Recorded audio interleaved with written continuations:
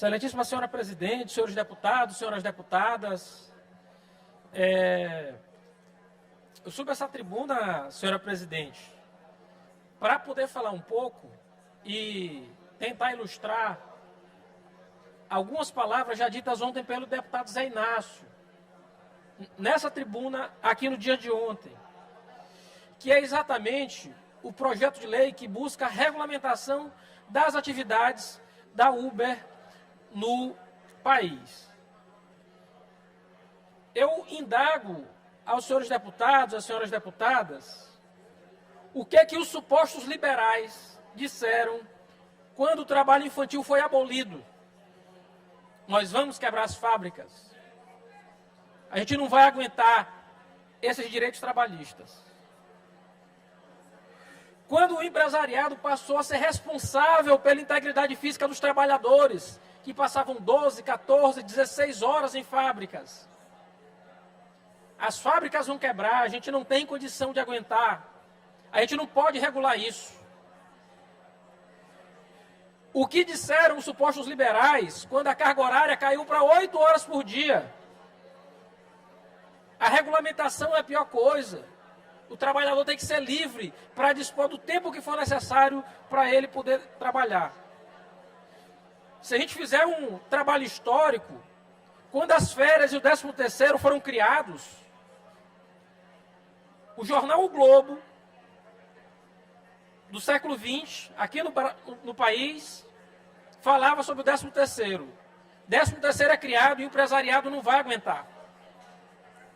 Eu falo desses eventos históricos apenas tão somente para reforçar o ponto de que sempre vai haver quem reclame da regulação do trabalho. E, a despeito dos sindicatos não terem mais o mesmo papel histórico que tiveram no século XIX e no século XX, são ainda importantíssimos para a regulação e para a disputa de espaço de poder na relação entre trabalhadores e patrões. Sabe onde houve a regulação do trabalho da Uber e ninguém fala nada? Nos Estados Unidos da América. É engraçado ser liberal olhando apenas para o que acontece no Brasil sem falar nada sobre esse suposto paraíso que é os Estados Unidos da América. E eu queria aqui, muito rapidamente, falar em 5 pontos importantes sobre esse projeto de lei do governo Lula, que é um governo que defende os trabalhadores. Primeiro, autonomia. O trabalhador ele continua autônomo, ele não vai precisar escolher plataforma e muito menos ser obrigado a se filiar a um sindicato para trabalhar. Primeira mentira a ser pontuada. Segundo, flexibilidade. Não muda nada em relação ao horário que o trabalhador escolhe para trabalhar. A jornada fixa de trabalho ela não é obrigatória. O trabalhador vai poder continuar escolhendo quando e como deseja trabalhar, como é hoje. Remuneração. Agora as plataformas terão uma remuneração mínima, é importante dizer. Não é a remuneração padrão, é o mínimo a ser pago a quem labora nesse tipo de aplicativo. Mais do que isso, a legislação estabelece também uma regra de transparência, esclarecendo a regra de pagamento para cada uma das plataformas, para as corridas e para o serviço realizado, algo que não é claro hoje. E, por fim, direitos. Esse é o principal.